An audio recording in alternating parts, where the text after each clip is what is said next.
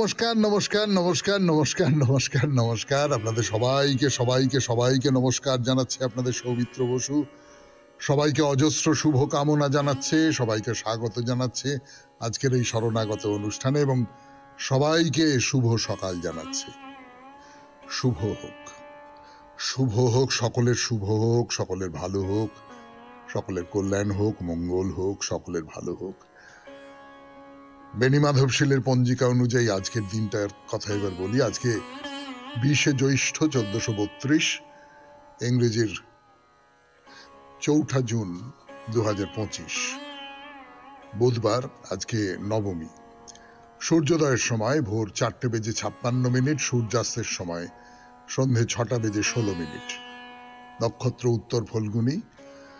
আজকে জন্মে সিংহ রাশি, ক্ষত্রিয় বর্ণ, নরগণ। দিনের বেলা 10:28 গতে কন্যা রাশি, বৈশ্য বর্ণ, মতান্তরে শূদ্র বর্ণ। আমাদের হোয়াটসঅ্যাপে চিঠি পাঠাবার নাম্বার 9831922927। চিঠির গোড়ায় অতি অবশ্যই SG লিখতে হবে। এবার তাহলে আজকের অনুষ্ঠান সম্পর্কে বলি। আজকের অনুষ্ঠানে প্রথমে পুরাণ চিরন্তন। পুরাণ চিরন্তনে পুত্র নিয়ে কথা বলছিলাম আমরা। পুত্র এবং পুত্র নিয়ে কথা বলতে বলতে যে কথাটা উঠে পড়লো সেটা খুব গুরুত্বপূর্ণ কথা। আমাদের মধ্যে একটা চালু ধারণা আছে যাকে বলে, সেটা হচ্ছে পুত নামক নরক থেকে ত্রাণ করে বলে তার নাম পুত্র। তাই পুত নামক নরকের কোনো সন্ধান, নরকের যে বিবরণ আছে আমাদের পুরাণে, তার মধ্যে পাওয়া যায় না। মানে এই যে পুত নামক নরক থেকে ত্রাণ করা মানে পুত্র, তার ফলে আপনারা সকলেই জানেন যে কত সাংঘাতিক সাংঘাতিক সব ঘটনা ঘটে। এমনিতে বাড়িতে কন্যা সন্তান হলে সকলের মন খারাপ হয়ে যায়, এরকম একটা শ্রেণী তো আছে, একটা বড় শ্রেণী রয়েছে এখনো পর্যন্ত আমাদের দেশে। কিন্তু তার বাইরেও কন্যা ভ্রূণ হত্যার সংখ্যা অনেক বেশি আজকের দিনেও যেখানে মেয়েরা পাল্লা দিয়ে ছেলেদের সঙ্গে সমানে লড়ে যাচ্ছে, সেইখানেও এরকম একটা ভয়ঙ্কর কুৎসিত ব্যাপার রয়েছে। কন্যা ভ্রূণ মেরে, মানে মেয়ে মানে খুব খারাপ, এরকম একটা ধারণা আমার দেশের বেশিরভাগ মানুষের মধ্যে তৈরি আছে। আপনার আমার মধ্যে না থাকতে পারে, কিন্তু বেশিরভাগ মানুষের মধ্যে আছে। কিন্তু এই যে কথাটা পুত নামক নরক থেকে ত্রাণ করে যে সে পুত্র, সেটা কিন্তু যে কোনো পুত্র জন্মালেই হবে না। পুরাণের যে কাহিনীটা আছে সেইটা হচ্ছে যে অত্যাচারী একজন রাজা, একজন ব্যভিচারী রাজা, তার পুত্র যদি ভালো হন, সৎ হন, বিবেচক হন, তাহলে তার দ্বারা রাজার যে নরকবাস অবধারিত ছিল সেইটা মোচন হতে পারে। অর্থাৎ পুত্রকে কিন্তু ভালো হতে হবে, পুত্র হলেই হবে না। তো এই জায়গা থেকে আমরা শুরু করব আবার আমাদের আজকের পুরাণ চিরন্তন। তারপর চলে যাব স্বামী বিবেকানন্দের রচনা থেকে পাঠ এই পর্বে, কর্মজীবনে বেদান্ত, দ্বিতীয় পর্ব থেকে পড়ে শোনাচ্ছি আপনাদের, আরো খানিকটা অংশ পড়ে শোনাবো। তারপর ঠাকুর শ্রী রামকৃষ্ণ পরমহংসদেবের কথামৃত থেকে পাঠ শোনাবো। স্বামী গোকুলানন্দজি লিখছেন মানসিক চাপ জয় করবার উপায় নিয়ে কিছু কথা, খুব গুরুত্বপূর্ণ কথা। আপনাদের চিঠিপত্র এবং শেষে বাইরে দূরে 92.7 বিগ FM এ শরণাগত অনুষ্ঠান। আমি আছি আপনাদের সঙ্গে, আপনাদের সৌমিত্র বসু। ফিরে আসছি গানের পর পুরাণ চিরন্তন, পুত্রের কথা। গানের পর ফিরে এলাম 92.7 বিগ FM এ শরণাগত অনুষ্ঠানে। ওই যে পুত নামক নরক থেকে ত্রাণ করা, তার যে শর্তটা, পুত্রকে কিন্তু পুত্রের মতো হতে হবে, যিনি পিতার পাপকে, পিতার অসম্পূর্ণতাকে ধুয়ে দেবেন। তো পদ্মপুরাণে এরকম একটা কথা বলা আছে, পুত্র সন্তান হচ্ছে একটা পবিত্র তীর্থের মতো। হ্যাঁ, পবিত্র তীর্থের মতো পুত্র সন্তান। বলা বাহুল্য যে কোনো পুত্র সন্তান তো হতে পারে না। সমস্ত তীর্থভূমির চেয়ে পুণ্যতর তীর্থ হলো এই পবিত্র পুণ্য তীর্থ, পুত্র তীর্থ। মহান যারা, যারা সুপুত্র, তারা তীর্থের মতন, সেই কথা জানিয়ে ওই বেন এবং পৃথু রাজার কথা বলছে পদ্মপুরাণ। বেন রাজা অত্যাচারী রাজা, তার ছেলে পৃথু খুব ভালো ছেলে এবং সে বাবার সমস্ত পাপ ধুইয়ে দিল। এই এই কাহিনীর সূত্র ধরে পুত্রের কথা বলা হচ্ছে, পুত্রের দায়িত্বের কথা বলা হচ্ছে, যিনি নাকি বাবার পাপের ব্যাপারটা ধুয়ে দেবেন। যে রাজা বিষ্ণুর সব স্বরূপ সম্পর্কে বিদ্বেষ পোষণ করতেন, সে বেন রাজা, তিনি এই পৃথু রাজার মতো পুত্র তীর্থ লাভ করে পবিত্র হয়ে পরম পদ লাভ করেছিলেন। এর মানেটা তো এই দাঁড়ায় তাহলে পুত্রের জন্য পিতা বেঁচে গেলেন।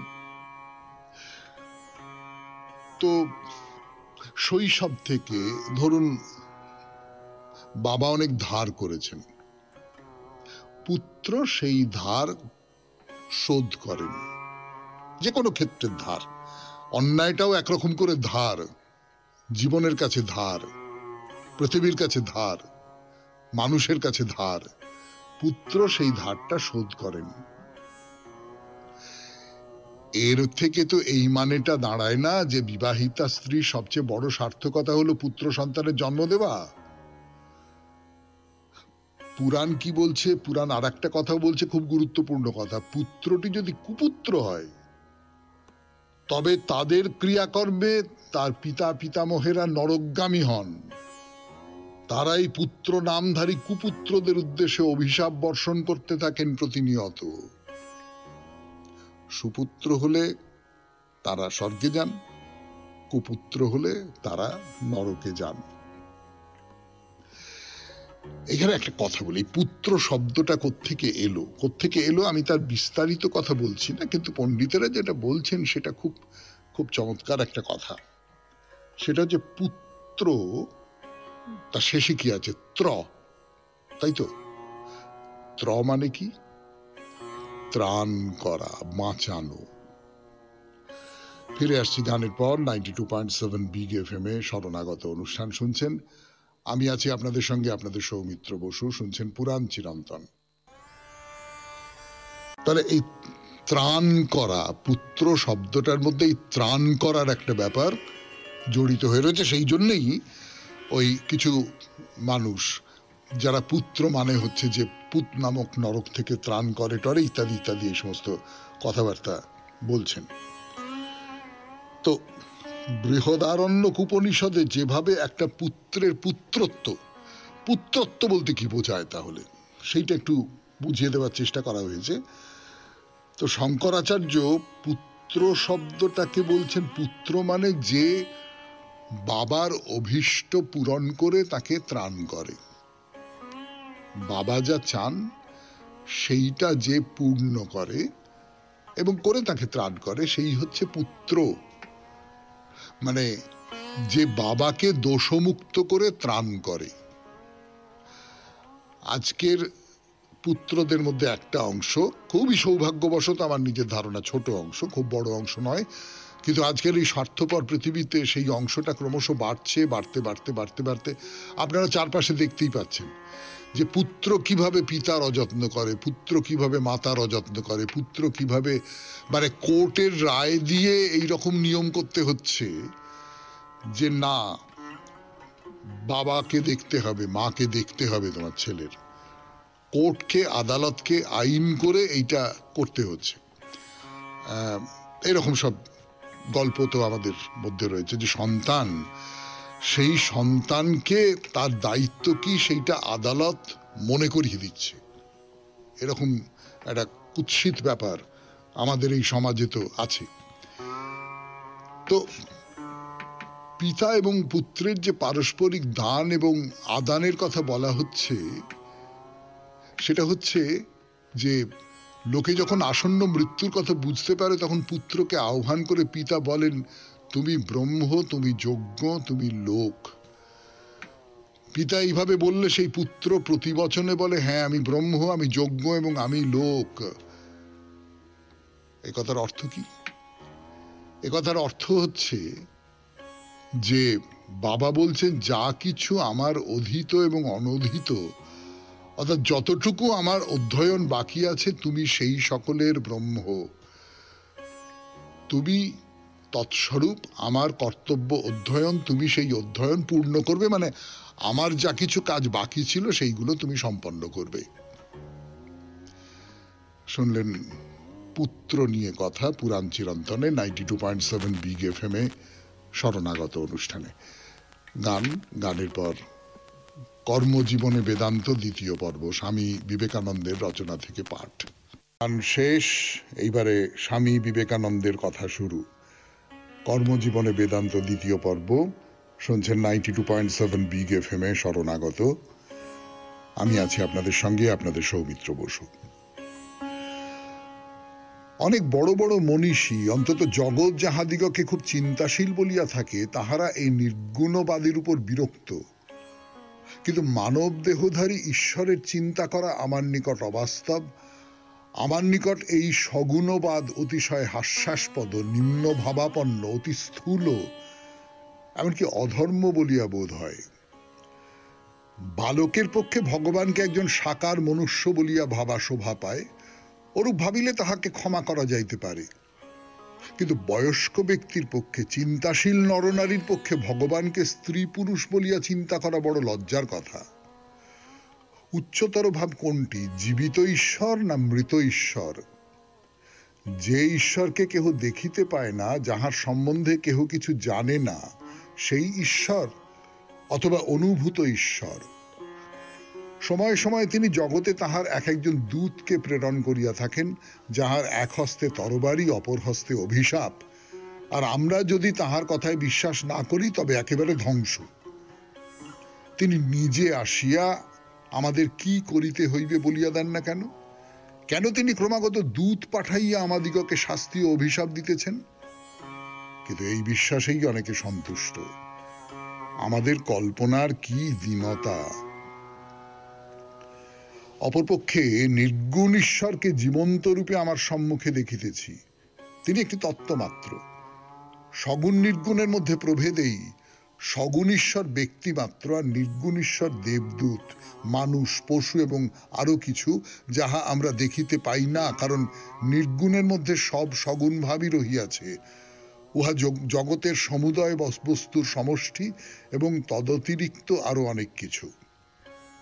যেমন একই অগ্নি জগতে ভিন্ন ভিন্ন রূপে প্রকাশ পাইতেছে, আবার তদতিরিক্ত অগ্নির অস্তিত্ব আছে, নির্গুণ তদ্রূপ। আমরা জীবন্ত ঈশ্বরকে পূজা করিতে চাই। আমি সারা জীবন ঈশ্বর ব্যতীত আর কিছুই দেখি নাই, তুমিও দেখো নাই। এই চেয়ারখানিকে দেখিতে হইলে তোমাকে প্রথমে ঈশ্বর দেখিতে হয়, তারপর তাহারই ভিতর দিয়া চেয়ারখানিকে দেখিতে হয়। তিনি দিবারাত্র জগতে থাকিয়া আমি আছি, আমি আছি বলিতেছেন। যে মুহূর্তে তুমি বলো আমি আছি, সেই মুহূর্তেই তুমি সেই সত্তাকে জানিতেছ। কোথায় তুমি ঈশ্বরকে খুঁজিতে যাইবে, যদি তুমি তাহাকে নিজ হৃদয়ে সকল প্রাণীর ভিতরে না দেখিতে পাও? যদি তাহাকে ওই যে লোকটা রাস্তায় মোট বহিয়া গলদঘর্ম হইতেছে, তাহার মধ্যেও না দেখিতে পাও? ত্বং স্ত্রী ত্বং পুনমানসী ত্বং কুমার উক্তব কুমারী ত্বং জীর্ণ দণ্ডেন বঞ্চসি ত্বং জাতো ভবসি বিশ্বত মুখ। তুমি স্ত্রী, তুমি পুরুষ, তুমি বালক, তুমি বালিকা, তুমি বৃদ্ধ, দণ্ডে ভর দিয়া বেড়াইতেছ, তুমি জগতে জন্মগ্রহণ করিতেছ, তুমি এই সব, তুমি অপূর্ব জীবন্ত ঈশ্বর। জগতের মধ্যে তিনি একমাত্র বস্তু। ইহা অনেকের পক্ষে ভয়ানক বলিয়া বোধ হয়। বাস্তবিক ইহা এই প্রচলিত ঈশ্বর ধারণার বিরোধী। সেই ঈশ্বর কোনো বিশেষ স্থানে কোনো আবরণের পশ্চাতে লুকাইয়া রহিয়াছেন, তাহাকে কেহই কখনো দেখিতে পায় না। পুরোহিতেরা আমাদিগকে কেবল এই আশ্বাস দেন যে যদি আমরা তাহাদের কথা শুনিয়া চলি, তাহাদের পদধূলি গ্রহণ করি এবং তাহাদিগকে পূজা করি, তাহা হইলে আমরা এই জীবনে ঈশ্বরকে দেখিব না বটে, কিন্তু মৃত্যুর সময় তাহারা আমাদিগকে একখানি ছাড়পত্র দিবেন, তখন আমরা ঈশ্বর দর্শন করিতে পারিব। এই কথা বেশ বুঝিতে পারা যায়। এই স্বর্গবাদ প্রভৃতি পুরোহিতদের মূর্খতা ছাড়া আর কি? শুনলেন স্বামী বিবেকানন্দের রচনা থেকে পাঠ, কর্মজীবনে বেদান্ত দ্বিতীয় পর্ব। এবারে গানের পর কথামৃত। 92.7 বিগ এফএম এ শরণাগত অনুষ্ঠান শুনছেন। আমি আছি আপনাদের সঙ্গে, আপনাদের সৌমিত্র বসু। এখন কথামৃত থেকে পাঠ। কথামৃত থেকে করছি দীর্ঘদিন ধরে। কথামৃত প্রায় শেষ হয়ে এলো। তারপরে কি করব সেটা নির্দিষ্ট হয়ে গেছে। সেটা খুব চমৎকার একটি গ্রন্থ, আমার তো খুব চমৎকার লেগেছে এবং দীর্ঘদিন ধরে সেটা পড়া যাবে। তো সে তার কথা যথাসময়ে বলবো। আপাতত গিরিশচন্দ্র তার প্রশ্নের উত্তরে ঠাকুর কি বলছেন, বলছেন তাকে দর্শন করবার কিন্তু লক্ষণ আছে, সমাধি হয়। আর এই সমাধিটা আমরা বাইরে থেকে দেখেছি বা শুনেছি, আমরা সমাধি হওয়া দেখেছি কিনা আমি জানি না, কিন্তু সমাধিস্থ হলে কি কি হয়, মানে সমাধিস্থ হওয়ার যে বাইরের যে লক্ষণগুলো, সেগুলো আমরা শ্রী চৈতন্যদেবের কথা জানি, আমরা ঠাকুর শ্রী রামকৃষ্ণ পরমহংসদেবের কথা জানি, সেগুলো আমরা দেখেছি জানি। তো সমাধি 5 রকমের ঠাকুর বলছেন। কি কি? প্রথম হচ্ছে পিঁপড়ের গতি, মহাবায়ু উঠে পিঁপড়ের মতন হয়, এটা একটা, অর্থাৎ পিঁপড়ের মতন সারা গায়ে যেন এরকম একটা হচ্ছে। দুটো হচ্ছে মিনের গতি, মানে মাছের মতন হয়। তৃতীয় তির্যক গতি। চতুর্থ পাখির গতি, পাখি যেমন এ ডাল থেকে ও ডালে যায়। পঞ্চম কপিবৎ, বানরের গতি। মহাবায়ু যেন লাফ দিয়ে মাথায় উঠে গেল আর সমাধি হলো। আবার 2 রকমের আছে। প্রথম স্থিত সমাধি, একেবারে বাহ্য শূন্য, অনেকক্ষণ, হয়তো অনেক দিন রইল। আর দ্বিতীয় হচ্ছে উন্মনা সমাধি, হঠাৎ মনটা চারদিক থেকে কুড়িয়ে এনে ঈশ্বরকে যোগ করে দেওয়া। সমাধি মানে তাহলে এইটা, মনটাকে ঈশ্বরের সঙ্গে যুক্ত করে দেওয়া। এই যোগ শব্দটা যে ব্যবহার করা হয়, যোগ কার সঙ্গে? যোগ, যোগ মানে তো যুক্ত হওয়া। কার সঙ্গে যুক্ত হওয়া? ঈশ্বরের সঙ্গে যুক্ত হওয়া। ঈশ্বরের সঙ্গে আমি কেমন করে যুক্ত হব? আমার চারপাশে মনটা ছড়িয়ে ছিটিয়ে রয়েছে, নানান কথা ভাবছি, নানান কিছুর মধ্যে আমি নিজেকে ব্যাপৃত রেখেছি। সেই সমস্তগুলোকে গুটিয়ে এনে আমি একটা একটা কেন্দ্রীয় জায়গায় নিজেকে ফেললাম, তিনি হচ্ছেন ঈশ্বর। তো মাস্টারকে উন্মনা সমাধি নিয়ে কথা বলছেন ঠাকুর। মাস্টার মশাইকে বলছে যে তুমি ওটা বুঝেছো? তো মাস্টার মশাই বলছেন আগে হ্যাঁ। তো গিরিশচন্দ্র বলছেন যে তাকে কি সাধন করে পাওয়া যায়? আসলে এই যে ব্যাকুলতাটা, আমি তাকে কেমন করে পাবো, আমার উপায় কি হবে? গিরিশচন্দ্র খুবই পার্থিব জগতের মধ্যে বিজড়িত হয়ে রয়েছেন। তিনি যে কাজটা করেন, তার কর্ম যেটা, সেই কর্মটা আর 5টা কর্মের থেকে আলাদা। সেই কর্মটার মধ্যে 2-3টে ব্যাপার আছে, ভেবে দেখুন। 1 নম্বর হচ্ছে সেই কর্মের সঙ্গে আবেগের একটা তীব্র সম্পর্ক আছে, যেটা অন্য অনেক কাজে ওই রকম করে নেই। আমি একটা সরকারি কাজ করছি, তাতে ওরকম আবেগের কোনো জায়গা নেই। গিরিশচন্দ্র থিয়েটার করেন, সেখানে আবেগের একটা খুব বড় ভূমিকা আছে। আর যে কথাগুলো বলবো সেগুলো বলবো গানের পর। 92.7 বিগ এফএম এ শরণাগত অনুষ্ঠানে ফিরে আসছি। ফিরে এলাম গানের পর। শুনছেন কথামৃত থেকে পাঠ। কিন্তু আপাতত আমি যেটা বলতে চাইছি, গিরিশচন্দ্রের ভেতরে আপনারা দেখবেন অসম্ভব আগ্রহ, অসম্ভব ব্যাকুলতা। তার একটা কারণ যে তিনি যে কাজটা করেন সেই কাজের সঙ্গে আবেগ জড়িত, সেই কাজটার সঙ্গে বহু পরিমাণে নারী জড়িত, এবং সেই কাজটার সঙ্গে নানা রকম ব্যভিচারী পুরুষ জড়িত, মদ্যপ পুরুষ, নারী সঙ্গকামী পুরুষ। গিরিশচন্দ্র নিজেকে সংহত করে নিতে পারেন, তার চারপাশে যারা আছেন তারা তো করছেন না। এই সমস্ত নিয়ে গিরিশচন্দ্র খুব একটা পাপের কুণ্ডের মধ্যে আছেন। তখনকার থিয়েটারের চেহারাটা এইরকম ছিল অনেকটা, আজকে থিয়েটারের চেহারা একেবারে পাল্টে গেছে, কিন্তু তখনকার থিয়েটারের চেহারাটা এইরকম ছিল। ফলে গিরিশচন্দ্রের ভেতরে এই সমস্ত কৌতূহলগুলো, এই ব্যাকুলতাগুলো থাকার কথা। তো গিরিশচন্দ্র বলছেন তাকে কি সাধন করে পাওয়া যায়? ঠাকুর বলছেন নানান রকমে তাকে লোকে লাভ করেছে। কেউ অনেক তপস্যা সাধন ভজন করে সাধন সিদ্ধ, কেউ জন্মাবধি সিদ্ধ, যেমন নারদ, সুখদেব, এদের বলে নিত্য সিদ্ধ। তার মানে কেউ কেউ প্রচুর সাধনা করে পেয়েছে, কেউ কেউ জন্ম থেকেই পেয়েছে। এই এই তো মানে এটাকে আপনি বলতে পারেন না এটা কেন হবে, একটা কিছু পেতে গেলে আমাকে প্রচুর সাধনা করতে হবে, আর কেউ খুব অনায়াসে পেয়ে গেল, এটা কেমন করে হবে, কেন হবে? তো তার উত্তরে যেটা বলা যায় যে সত্যি সত্যি তাই তো হয়। আমার চেনা পরিচিত একটি ছেলে আছে, সে আমরা জিনিয়াস বলি তাকে।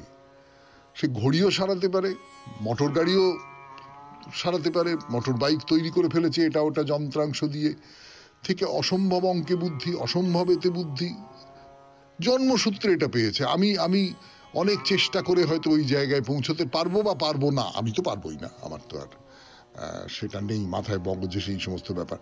তো কিছু মানুষের এইরকম হয়, কিছু মানুষের হয় না, এইটা তো মেনে নিতে হবে। তো কিছু মানুষ ওই জন্ম থেকে সিদ্ধ, এই কথাটা মেনে নিতে হবে। তো এইভাবে তাকে পাওয়া যায় সাধনা করে, অথবা এমনকি ততটা সাধনা না করেও তাকে কি বলবো, পূর্বজন্মের কর্মফল বলতে পারি হয়তো, আমি জানি না পূর্বজন্মের কর্মফল বলে কি আছে না আছে, আমি তো ওই রকম করে বলতে পারবো না, কিন্তু এইভাবে ব্যাখ্যাটা করা যায়। তো গান হচ্ছে, ঠাকুর গান গাইছেন, সে গানটা কি আপনারা জানেন, সেই গান শ্যামাধন কি সবাই পায়, অবোধ মন বোঝে না একই দায়, শিবেরই অসাধ্য সাধন মন মজানো রাঙা পায়, ইন্দ্রাদি সম্পদ সুখ তুচ্ছ হয় যেভাবে মায়, সদানন্দ সুখে ভাসে শ্যামা যদি ফিরে চায়, যোগীন্দ্র মুনীন্দ্র ইন্দ্র যে চরণ ধ্যানে না পায়, নির্গুণে কমলাকান্ত তবু সে চরণ চায়। এই গানটাই যে ব্যাকুলতার গান, এই গান গাইছেন ঠাকুর, এবং গাইতে গাইতে একেবারে ভাবাবিষ্ট হয়ে পড়েছেন। গিরিশচন্দ্র সামনে আছেন, অন্য ভক্তরা সব সামনে আছেন। এই পর্যন্তই থাক আজকের কথামৃত 92.7 বিগ এফএম এ শরণাগত অনুষ্ঠানে। এবার স্বামী গোকুলানন্দের রচনা থেকে পাঠ, মানসিক চাপ জয় করবার উপায়। যে পরিচ্ছেদটি নিয়ে কথা বলছি বা যে পরিচ্ছেদটি থেকে পড়ে শোনাচ্ছি, তার নাম মানসিক অবস্থা সম্পর্কে বিশ্বের মতামত। 92.7 বিগ এফএম এ শরণাগত অনুষ্ঠানে এই যে হতাশা, ডিপ্রেশন, এই হতাশার কথা বলতে বলতে বলছেন গোকুলানন্দজি, পড়ি, বিখ্যাত লেখক G.L. এঞ্জেল এই হতাশার অনুভূতিকে বর্ণনা করেছেন এই বলে যে এ যেন এক সব কুল হারানো দিশাহারা অবস্থা। এই পর্যায়ভুক্ত মানুষের মধ্যে যে বিশেষ বৈশিষ্ট্যগুলি দেখা যায় তাদের মধ্যে কয়েকটি হলো: এক, এরা সবসময় ভাবেন যে আশার পথ তাদের রুদ্ধ, এই রুদ্ধতাকে অপসারণ করে অগ্রসর হওয়ার সাধ্য তাদের নেই। দুই, নিজেদের সম্পর্কে এদের ধারণা খুব খারাপ, এরা মনে করেন যে এরা যথেষ্ট যোগ্য নন, নিজেদের সম্পর্কে এদের ধারণায় নেতিবাচক চিন্তার বাহুল্য, ফলস্বরূপ সবকিছুই এদের নিয়ন্ত্রণের বাইরে চলে যায়। তিন, অ্যাঞ্জেলের মতে তৃতীয় বৈশিষ্ট্যটি হলো এ ধরনের ব্যক্তিরা নিজেদের কাজে সন্তুষ্টি হারাতে শুরু করেন, কর্মসন্তুষ্টি আর তাদের থাকে না। চার, এমন মানুষদের ধারণা অতীত, বর্তমান আর ভবিষ্যতের মধ্যে কোনো সামঞ্জস্য নেই, অতীতের হতাশার স্মৃতি তাদের জ্বালাতন করে, তারা এই নিয়েই তখন ভাবতে বসেন আর ভোগেন অবিরাম যন্ত্রণায়। অসহায়তাও একটি আধ্যাত্মিক বাধা বলে পরিগণিত হতে পারে। একজন ব্যক্তি যখন নিজের উপর বিশ্বাস হারান তখন তার কাছে জীবনের আর কোনো মানে থাকে না, তিনি ভাবেন নিজেকে ব্যক্ত করার কোনো আশাই আর নেই। এই প্রসঙ্গে এক বৌদ্ধ সাধুর কথা মনে পড়ছে, তার নাম তারথাং টুনকু রিম্পোচ, একজন তিব্বতী বৌদ্ধ ধর্মপ্রচারক। তিনি এক বিশেষ ধরনের আধ্যাত্মিক হতাশার কথা বলছেন তিনি। এই হতাশার সঞ্চার হতে পারে তখনই যখন আমরা আমাদের সহজাত আধ্যাত্মিক শক্তির প্রবাহকে স্তব্ধ করে দিই। হঠাৎ কোনো একটি সমস্যা, যেমন অসুস্থতা, কি হাসপাতালে ভর্তি হওয়া কিংবা অবসর গ্রহণ বিব্রত করল এমন একজন ব্যক্তিকে যিনি বেশ নিশ্চিন্তেই দিন কাটিয়ে আসছিলেন। তার আধ্যাত্মিক গুরুর নির্দেশিত পথই বেশ অনুসরণ করে আসছিলেন। হঠাৎ অনুভব করলেন দীর্ঘদিন আধ্যাত্মিক ধ্যান ধারণা অনুশীলন করা সত্ত্বেও তিনি সুখী নন। মনে তার স্নিগ্ধ শান্তির পরশ নেই। যে স্বর্গীয় সুখের কথা যোগীরা বলে গেছেন তারও কোনো স্পষ্ট প্রভাব নেই। তিনি তখন ভাবতে বসবেন, তবে আধ্যাত্মিক ধ্যান ধারণায় ঘন্টার পর ঘন্টা কাটিয়ে কি লাভ? কি লাভ সাধু সঙ্গে? অধ্যাত্ম প্রসঙ্গে এত বক্তৃতা শুনেই বা কি হলো? এইসব ক্ষেত্রে আশাহীনতার অনুভূতি তো অবশ্যম্ভাবী। এ যেন খরস্রোত আর নদীর স্রোতের বিপরীতে সাঁতার কাটার মতো। এটা আসলে এক কঠিন চ্যালেঞ্জ, যা খুব কমই লোকই ঠিক মতো বুঝতে পারেন। তারা জানেন এই অবস্থাকেই যোগীরা বলেন আত্মার অমারাত্রি। অধ্যাত্মপথে উন্নতি কখনো সরল রেখা ধরে চলে না, চলে এক তরঙ্গায়িত গতিতে। যেমন পাহাড়ে চড়ার সময় আমরা কখনো ঊর্ধ্বমুখে উঠি, আবার কখনো নামি নিচের দিকে। আপাত নিচে নামা আসলে শেষে ঊর্ধ্বগমনেরই ইঙ্গিত বাহী। শুনলেন স্বামী গোকুলানন্দের রচনা থেকে পাঠ। এবং সত্যি সত্যি জীবনে তো ওঠা পড়া আছে, কখনো কখনো পড়ে যাচ্ছি, তখন মনে হচ্ছে যে না, এই শেষ, আর উঠতে পারবো না, আবার উঠছি। শুনলেন এই অত্যন্ত জরুরি, আজকের দিনে অত্যন্ত জরুরি এই কথাগুলি। এরপরে গান শোনাবো, গানের পর আপনাদের চিঠিপত্র। ফিরে আসছি, আমি আপনাদের সৌমিত্র বসু। ফিরে এলাম গানের পর।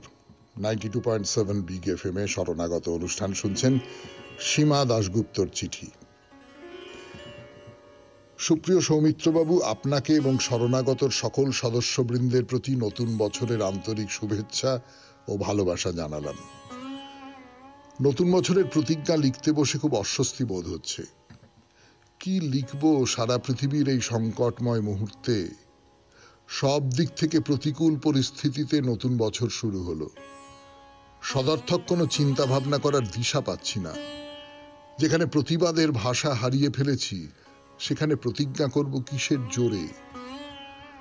স্মরণ করছি বিশ্বকবিকে, বিপদে মোরে রক্ষা করো এ নহে মোর প্রার্থনা, বিপদে আমি না যেন করি ভয়, দুঃখ তাপে ব্যথিত চিতে নাই বা দিলে সান্ত্বনা, দুঃখে যেন করিতে পারি জয়। জীবনের শেষ প্রান্তে এসে নিজেকে উন্নীত করতে হবে সব দিক থেকে।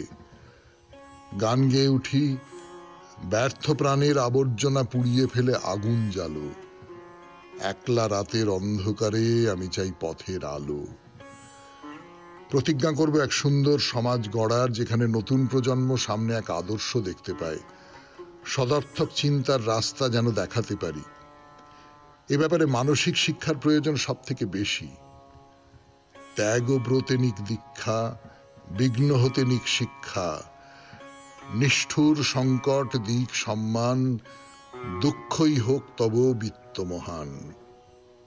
প্রতিজ্ঞা করব সত্য পথে আনন্দের সঙ্গে বিশ্বাসের সঙ্গে বাঁচতে হবে।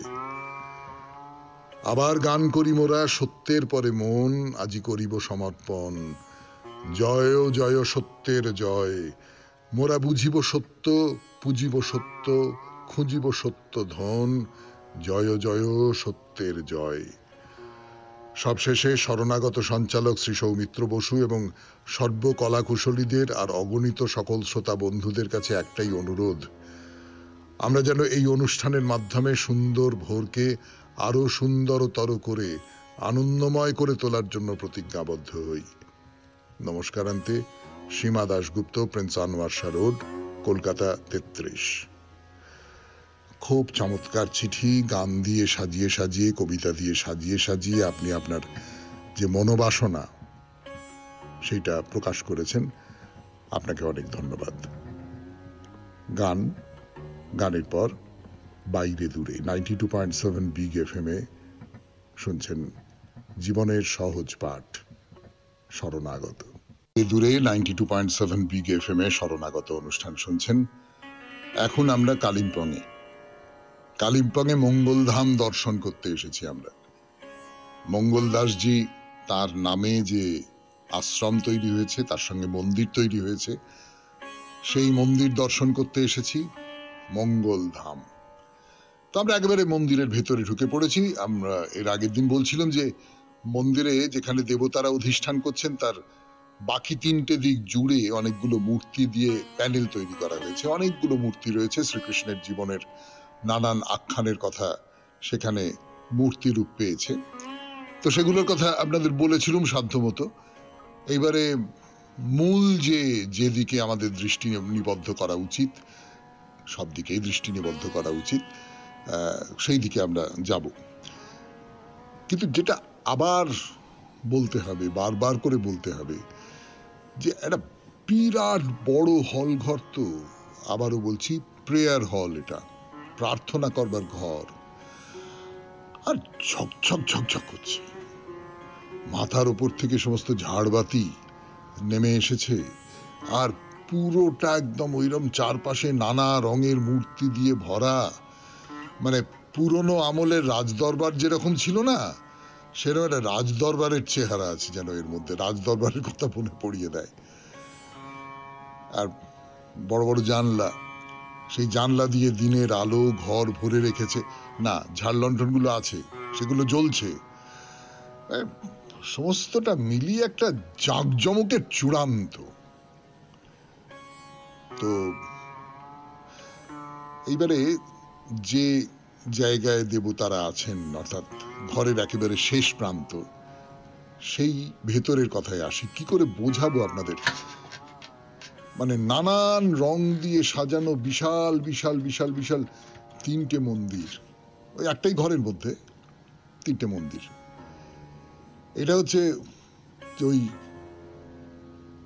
চারপাশে সমস্ত দেবতা, মন্দিরের সঙ্গে যারা যুক্ত, সাধু সন্ত, আরো নানান রকমের মূর্তি, এটা এলাহি ব্যাপার তৈরি করা হয়েছে। ঠিক মাঝখানের যে মন্দিরটা, মানে যেটা দেখতে সবচেয়ে বড়, সেখানেই রাধা কৃষ্ণের মূর্তি আছে।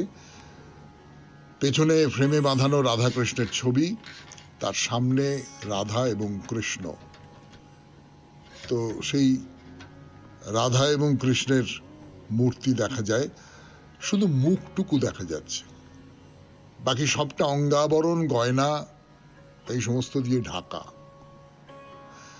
তো আপনি দাঁড়িয়ে আছেন, তো ধরুন সামনের দিকে তাকিয়ে দাঁড়িয়ে রয়েছেন, আপনার সবচেয়ে ডান দিকে মঙ্গলদাস বাবাজির একটি সাদা পাথরের মূর্তি, গলায় মালা, মাথার উপরে একটি ছত্র, কারুকার্য করার ছত্র, খুব সুন্দর সুন্দর দেখতে একটা ছত্র। যেরকম মানে রাজার মাথায় যেরকম ছত্র থাকে, তেমনি দেবতার মাথাতেও তো ছত্র থাকে। আমরা তো অনেকগুলো মন্দির দেখলাম, সেই সমস্ত মন্দিরের মধ্যে আমরা দেখেছি যে কিরকম দেবতার মাথার উপরেও ছত্র রাখা হয়, সোনার ছাতা রাখা হয়। সোনার ছাতা দেন অনেক সময় বড় লোকেরা। বলতে বলতে মনে পড়ে গেল না, যে দেবতাকে বা দেবীকে সোনার ছাতা দিলেন অমুক রাজা, এরকম সব হয়। তো সেই রকম মঙ্গলদাসজির মাথার উপরেও ছত্র আছে, এবং তার চারপাশ ঘিরে আরো অনেক অনেক মূর্তি দেওয়ালে সাজানো রয়েছে, অনেক নারী মূর্তি সাজানো রয়েছে, পরীর মতন সেই সমস্ত মূর্তিরা তারা সাজানো রয়েছে। মাঝখানে শ্রীকৃষ্ণের মূর্তির কথা বললাম, এপাশে আবার আরেকজন দেবতার, বা দেবতা বলবো না, গুরুর মূর্তি। এইরকম করে 3টি মূর্তি, মন্দিরের যে শেষ প্রান্ত, 3জন দেবতার পুজো বা দেবপ্রতিম যারা, তাদের পুজো, তাদের মধ্যে মাঝখানে কৃষ্ণ আর রাধা। ফিরে আসছি গানের পর। মঙ্গলধাম দর্শন এখানেই শেষ করলাম। এরপরে কোথায় যাওয়া যায়, কোথায় যাওয়া যায়, কোথায় যাওয়া যায়, গান শুনতে শুনতে একটু ভাবি, ভেবে তারপর রওনা হয়ে যাব। গান শেষ, তার মধ্যেই সিদ্ধান্ত নেওয়া হয়ে গেছে। সেই সিদ্ধান্তটা কি সেটা বলি আপনাদের। এই মঙ্গলধাম দেখতে দেখতে হঠাৎ একটা কথা মনে হলো, যে আচ্ছা, পাহাড়ে এসেছি তো, এবং পাহাড়ে এসে সেই পাহাড়ের ধর্মস্থানের কথা বলছি আপনাদের এই 92.7 বিগ FM এ শরণাগত অনুষ্ঠানে, বাইরে দূরে এই পর্যায়ে। তো এটা মনস্টারি দেখবো না, একটা মনস্টারি তো দেখা উচিত। তো না, এর আগে আমরা বুদ্ধ মন্দির দেখেছি, পিস প্যাগোডা দেখেছি, কিন্তু কালিম্পং এ একটা খুব বিখ্যাত মনস্টারি আছে, তার নাম হচ্ছে দূরপিন মনস্টারি। দূরপিন মনস্টারি। তাহলে চলুন সেই মনস্টারিটা ঘুরে ফিরে একটু দেখে নেওয়া যাক।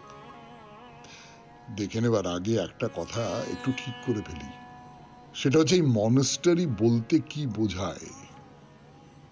মনস্টারি কথাটা আমরা খুব ব্যবহার করি না, খুব বিশেষ করে একটু পাহাড়ি অঞ্চলের বৌদ্ধ যে সমস্ত ধর্মস্থানগুলো রয়েছে সেগুলোর সম্পর্কে আমরা এই ইংরেজি শব্দটা ব্যবহার করি। বাংলা মানেটা কি? বাংলা মানেটা হচ্ছে সন্ন্যাসীদের বাসস্থান। যে কোনো সন্ন্যাসীর বাসস্থান। মানে আপনি মঙ্গলধাম আশ্রমটাকেও মনেস্টারি বলতে পারেন, কারণ সেখানে সেই আশ্রমেও তো সাধু সন্ন্যাসীরা বাস করেন। অর্থাৎ যে কোনো হিন্দু সন্ন্যাসী হতে পারেন, বৌদ্ধ সন্ন্যাসী হতে পারেন, খ্রিস্টান সন্ন্যাসী হতে পারেন, কিন্তু সাধারণভাবে যেটা বলা হয় বৌদ্ধ সন্ন্যাসী যারা, তাদের বাসস্থান। মানে শব্দটা উচ্চারণ করলে কোনো হিন্দু আশ্রমের কথা আমাদের মনে পড়ে না। তো যাই হোক, এইরকম একটি ধর্মস্থান মনেস্টারি দেখতে যাব আমরা। আগেই বলেছি তার নাম হচ্ছে দূরপিন মনেস্টারি, বা ওখানকার ভাষায় জংধোক পার্লে মনেস্টারি। জংধোক পার্লেটা বলতে কিরকম একটা অসুবিধে হবে, সেই জন্য দূরপিনটাই না হয় বলবো। দেখি কখনো সখনো যদি মনে হয় তাহলে জংধোক মনেস্টারি কথাটাও বলা যাবে।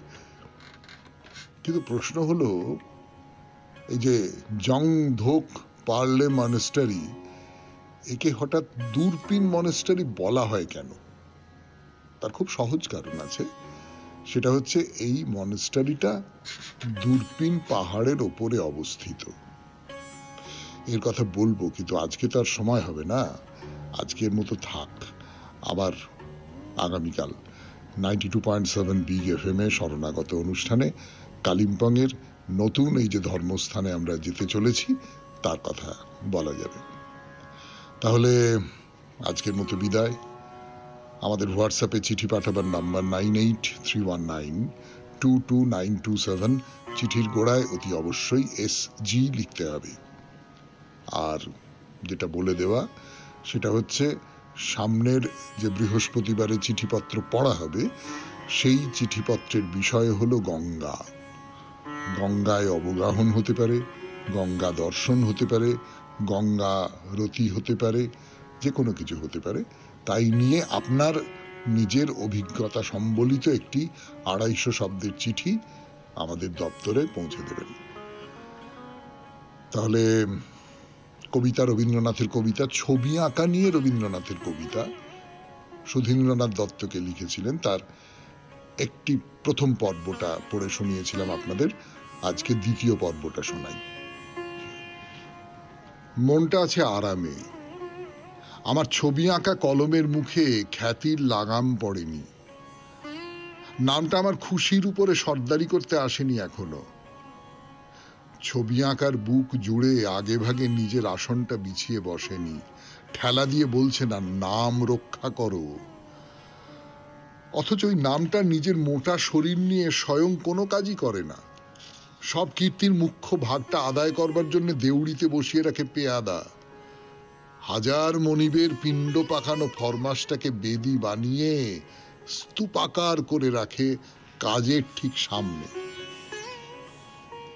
এখনো সেই নামটা অবজ্ঞা করেই রয়েছে অনুপস্থিত। আমার তুলি আছে মুক্ত, যেমন মুক্ত আজ ঋতুরাজের লেখনী। সবাই খুব ভালো থাকবেন, আনন্দে থাকবেন। নমস্কার নমস্কার নমস্কার নমস্কার নমস্কার নমস্কার। আপনাদের সবাইকে সবাইকে সবাইকে নমস্কার জানাচ্ছে আপনাদের সৌমিত্র বসু। সবাইকে অজস্র শুভকামনা জানাচ্ছে, সবাইকে স্বাগত জানাচ্ছে আজকের এই শরণাগত অনুষ্ঠানে, এবং সবাইকে শুভ সকাল জানাচ্ছে। শুভ হোক, শুভ হোক, সকলের শুভ হোক, সকলের ভালো হোক, সকলের কল্যাণ হোক, মঙ্গল হোক, সকলের ভালো হোক। বেণী মাধবশীলের পঞ্জিকা অনুযায়ী আজকের দিনটার কথা এবার বলি। আজকে 20 জ্যৈষ্ঠ 1432, ইংরেজির 4 জুন 2025। বুধবার, আজকে নবমী। সূর্যোদয়ের সময় ভোর 4:56 সূর্যাস্তের সময়